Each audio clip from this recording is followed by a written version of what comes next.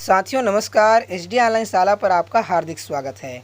साथियों इस वीडियो में नेशनल अचीवमेंट सर्वे यानी कि राष्ट्रीय उपलब्धि सर्वे की तैयारी हेतु कक्षा तीसरी के गणित विषय का सॉल्यूशन बताने वाला हूं। साथ ही साथ ओएमआर शीट कैसे भरते हैं ये भी बच्चे इस वीडियो को देखने के बाद जान जाएंगे।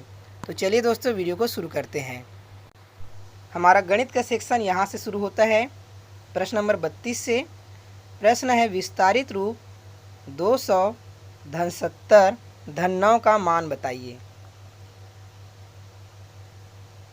तो यहाँ पे आप देख सकते हैं 200 माने कि 2 सैकड़ा। अब ये चार विकल्प में से हमें देखना है कि किसमें 2 सैकड़ा दिया हुआ है। तो यहाँ पे पहला विकल्प है 297 यानी कि 2 सैकड़ा इसमें है। दूसरा विकल्प है 279, इसमें भी 2 सैकड़ा दिया गया है। तीसरा विकल्प है 729, इसमें सैकड़ा 2 नहीं है, यानी कि ये हमारा उत्तर नहीं हो सकता। चौथा विकल्प है 972, इसमें है सैकड़ा 9, यानी कि ये भी हमारा उत्तर नहीं हो सकता। उत्तर पहला या फिर दूसरा हो सकता है। इसके बाद आगे देखते हैं, यहाँ पे दूसरा है 70 यानी कि 7 दहाई। अब हमें देखना है कि पहला और दूसरा में से किस में 7 दहाई दिया गया है। तो पहला विकल्प है 297 यानी कि दहाई है 9, तो ये हमारा उत्तर नहीं होगा। दूसरा विकल्प देख लेते हैं 279, इसमें देख सकते हैं 7 दहाई दिया गया है और इकाई 9 है, तो यहाँ इकाई भी 9 दिया गया है, यानी कि हमारा उत्तर होगा 279। अब चलिए हम दूसरा प्रोसेस देखते हैं कि इसी प्रश्न का उत्तर हम दूसरे प्रकार से कैसे ज्ञात कर सकते हैं। इसके लिए हमें सिंपल 270 और 9 को जोड़ देना है। इस प्रकार से 200 फिर इसमें 70 जोड़ना है और 9 जोड़ना है। तो जोड़ने पे ये हो जाएगा 0 0 9, तो ये हो जाएगा 9 0 और 7 7 और ये 2, तो ये देखिए 279 आ गया। तो यही हमारा दूसरा विकल्प है। अब आगे देखते हैं कि 32 नंबर प्रश्न का उत्तर आया है दूसरा विकल्प। अब हम इसे ओएमआर शीट में भरते हैं। चलिए, यह है बच्चों हमारा OMR sheet section B, responses to be filled in by student. इसमें आप देख सकते हैं क्वेश्चन नंबर 1 से लेकर 47 तक के प्रश्न दिए गए हैं और प्रत्येक प्रश्न के लिए 4 विकल्प हैं, 1 2 3 4। तो हमारा प्रश्न था 32 नंबर। तो चलिए इसे मैं इस प्रकार जूम कर लेता हूँ और फिल करके देखते हैं कि किस प्रकार हम ओएमआर शीट को फिल करेंगे। तो 32 नंबर में से कौन सा विकल्प हमारा सही था? दूसरा नंबर। तो चलिए दूसरा नंबर पे हम गोला लगा देते हैं।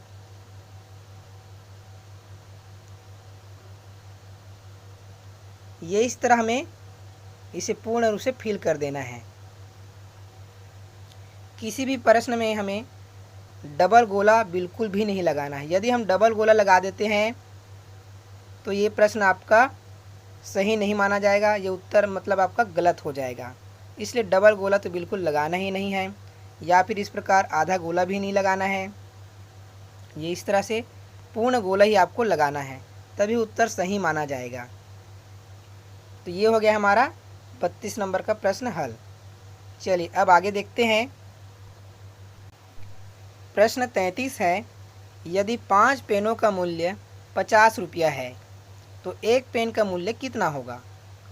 तो इसे हम लोग इस प्रकार हल कर सकते हैं। 5 पेन का मूल्य कितना है? 50 रुपया, है ना। तो एक पेन का मूल्य क्या होगा?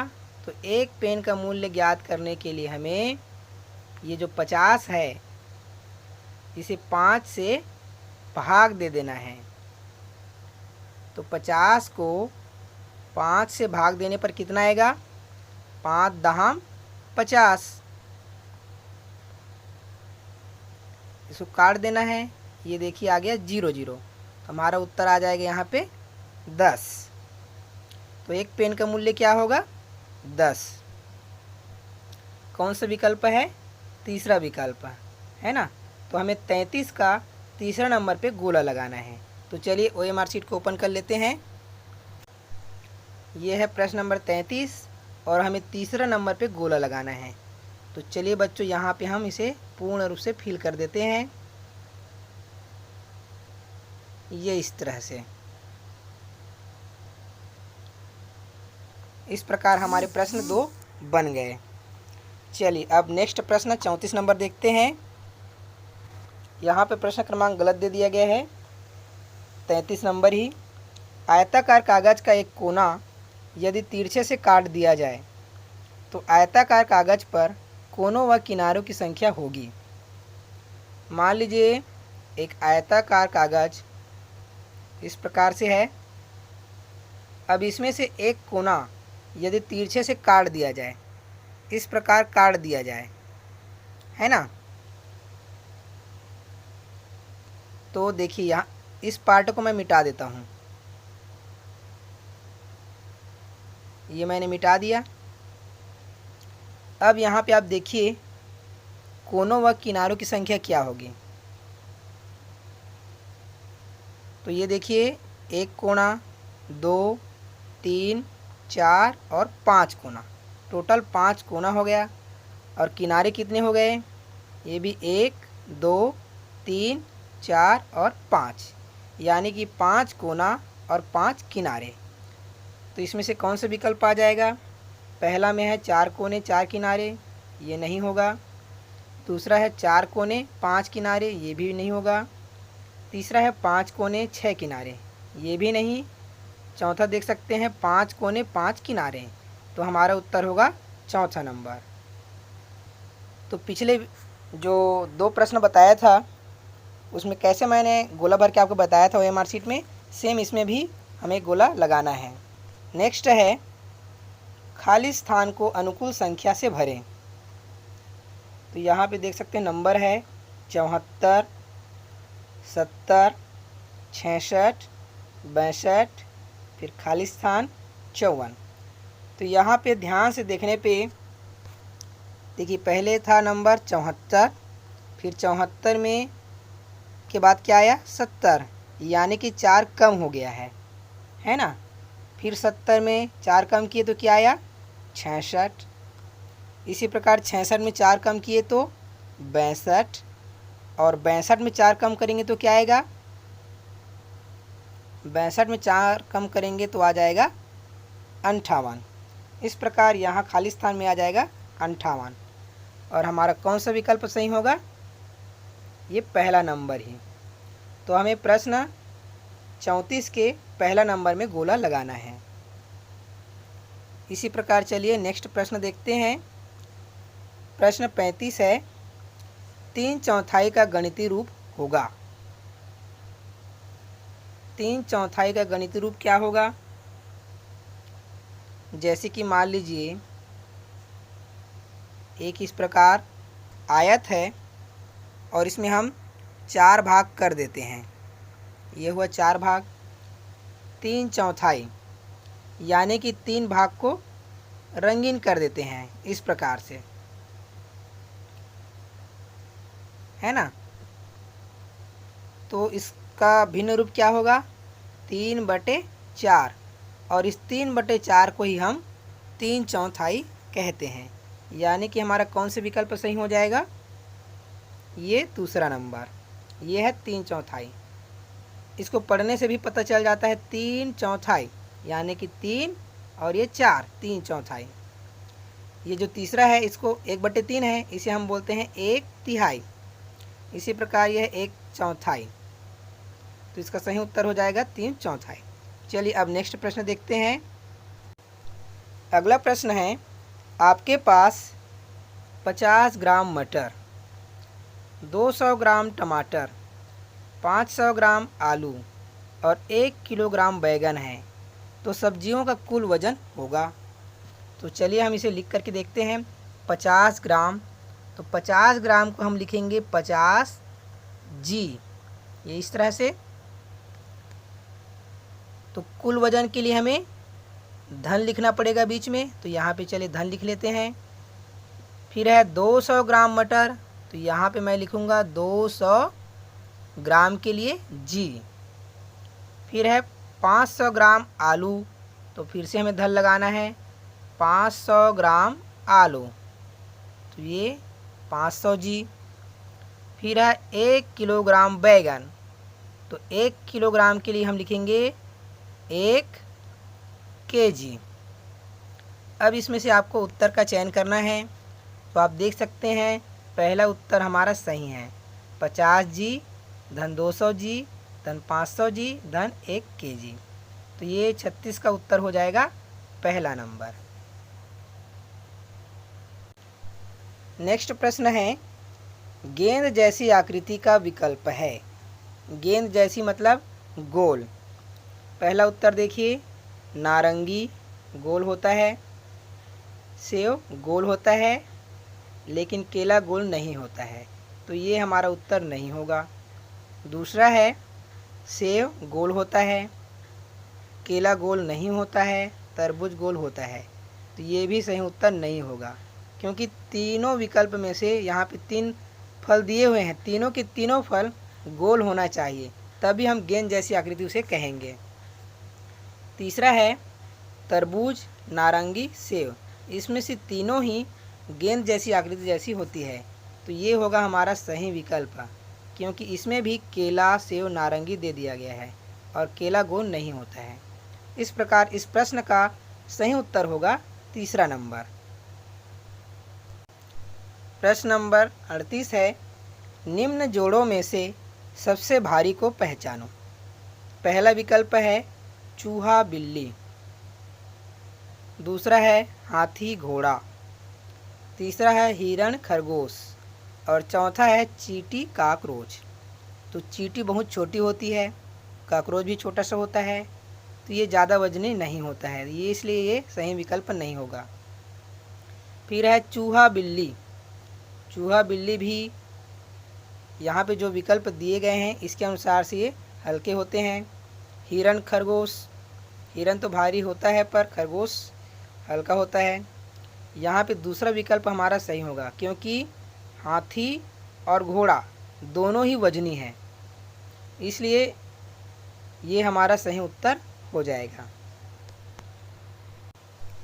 इसके बाद 39 नंबर का प्रश्न है, एक वर्ष में कितने महीने 30 दिन के होते हैं। चूँकि हम जानते हैं कि एक वर्ष में कितने महीने होते हैं, 12 महीना।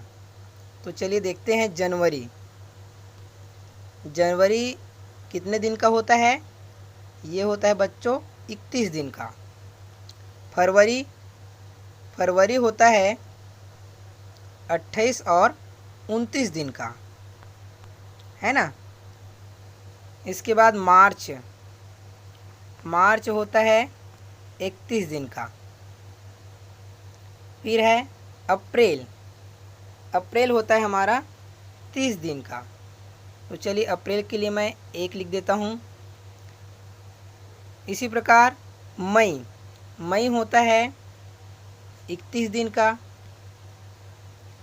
मई के बाद आता है जून, जून भी होता है बच्चों 30 दिन का। तो यहाँ पे चलिए फिर से 1 लिख देता हूँ, ये भी 30 दिन का होता है इसलिए। इसके बाद आता है जुलाई, जुलाई होता है 31 दिन का।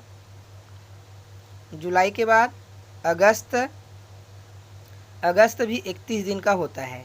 फिर आता है सितंबर, सितंबर होता है 30 दिन का, इसलिए यहाँ भी चलिए हम 1 नंबर और लिख देते हैं, सितंबर।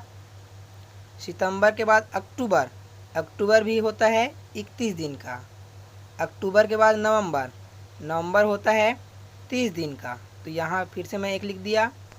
और नवंबर के बाद आता है दिसंबर, और दिसंबर होता है 31 दिन का। इसलिए टोटल एक वर्ष में कितने महीने 30 दिन के होते हैं, टोटल कर दीजिए 4 महीना।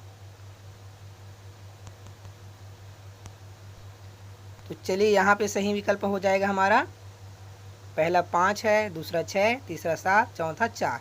तो सही विकल्प होगा चौथा नंबर। इसके बाद प्रश्न 40 है, निम्न में से सबसे अधिक धारिता है, किसमें हम अधिक तरल पदार्थ रख सकते हैं। तो पहला विकल्प है स्विमिंग पूल, दूसरा है तालाब, तीसरा है कुआं, चौथा है समुद्र। तो किसकी धारिता सबसे अधिक होगी, बिल्कुल सही। चौथा नंबर, समुद्र की धारिता सबसे अधिक होगी। अगला प्रश्न है 41 नंबर, एक गुलदस्ते में 3 फूल है। एक गुलदस्ते में कितने फूल है? 3 फूल। तो 24 फूलों से कितने गुलदस्ते बनाए जा सकते हैं? 24 फूलों से कितने गुलदस्ते बनाए जा सकते हैं? तो इसके लिए बच्चों हमें यहाँ पे भाग देना पड़ेगा। इस प्रकार से देखिए, 3 फूल से कितने गुलदस्ते बनते हैं? 1, है ना। तो 24 फूल से कितने गुलदस्ते बनेंगे? तो हमें 24 को 3 से भाग देकर देखना पड़ेगा।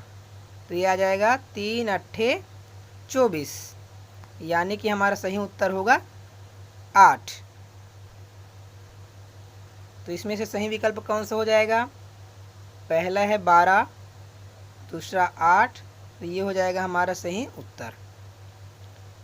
नेक्स्ट प्रश्न है, निम्न समूह में से दूरी मापन इकाइयों का समूह है। दूरी मापने के लिए तो यहाँ पे पहला विकल्प है किलोमीटर, दूरी नापने के लिए उपयोग करते हैं।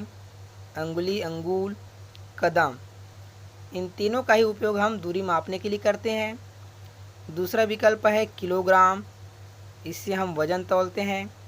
ग्राम, इससे भी वज़न। लीटर, ये भी वज़न वाला है।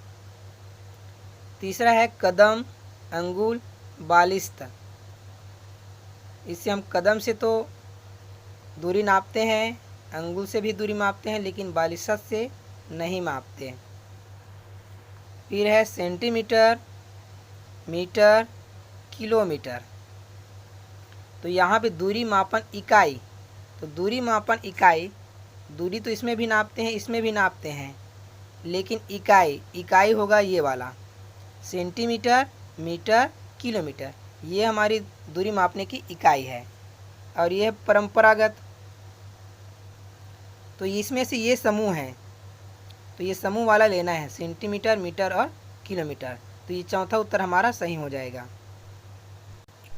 अगला प्रश्न है, राधा 4 बजे खेलने गई और 2 घंटे बाद खेलकर घर लौटी, तब घड़ी में क्या समय हुआ होगा? राधा खेलने के लिए कितने बजे गई? 4 बजे, है ना। और कितने घंटे बाद आई? 2 घंटे बाद। तो हमें अभी समय हुआ है 4 बजे, मतलब 4 बजे वो गई है और 2 घंटे बाद वापस लौटी है, माने हमें इसमें 2 और जोड़ देना है, यानी कि 2 घंटे खेल के आई है, तो 2 के बाद हुआ 5 और 5 के बाद हुआ 6, यानी कि वो 6 बजे घर लौट के आई और घड़ी में 6 उस समय बजा हुआ था। तो ये हो जाएगा हमारा सही उत्तर। नेक्स्ट प्रश्न है, गांधी जयंती किस महीने में मनाई जाती है? गांधी जयंती किस महीने में मनाई जाती है? तो इसका सही उत्तर होगा अक्टूबर। गांधी जयंती 2 अक्टूबर को मनाई जाती है, तो इस प्रश्न का उत्तर होगा अक्टूबर। 45 नंबर प्रश्न है, कुल वजन बताइए। 2 किलोग्राम, 5 किलोग्राम और 500 ग्राम। तो हमें इसमें 2 किलो, 5 किलो और ये है ग्राम में, तो ये अलग अलग इकाई है। ये 2 kg और 5 kg और है 500 ग्राम। तो चूंकि ग्राम एक अलग इकाई है और किलोग्राम सेम इकाई है, तो हम सेम इकाई वाले को जोड़ देंगे। तो 2 किलोग्राम और 5 किलोग्राम हो जाएगा 7 किलोग्राम और ये हो जाएगा आगे 500 ग्राम। इस प्रकार हमारा उत्तर हो जाएगा 7 किलोग्राम 500 ग्राम। तो इसमें से सही उत्तर होगा हमारा चौथा नंबर, 7 किलोग्राम 500 ग्राम। इसके बाद अगला प्रश्न है 46 नंबर। प्रश्न है, दिए गए पात्रों को उनकी धारिता के बढ़ते क्रम में लगाएं। लोटा, बाल्टी, कटोरी, ड्रम। तो इसमें से सबसे छोटी धारिता वाली वस्तु कौन सी है? लोटा, बाल्टी, कटोरी, ड्रम। तो ये आ जाएगा सबसे पहले कटोरी। कटोरी आ जाएगा। इसके बाद बढ़ते क्रम में कटोरी के बाद लोटा, लोटा के बाद बाल्टी और फिर आएगा ड्रम। तो कटोरी, लोटा, बाल्टी, ड्रम, कौन सा नंबर आ जाएगा? कटोरी, लोटा, बाल्टी, ड्रम। ये चौथा नंबर का विकल्प है। कटोरी, लोटा, बाल्टी, ड्रम, ये होगा हमारा सही उत्तर। चलिए इसके बाद अंतिम प्रश्न देखते हैं।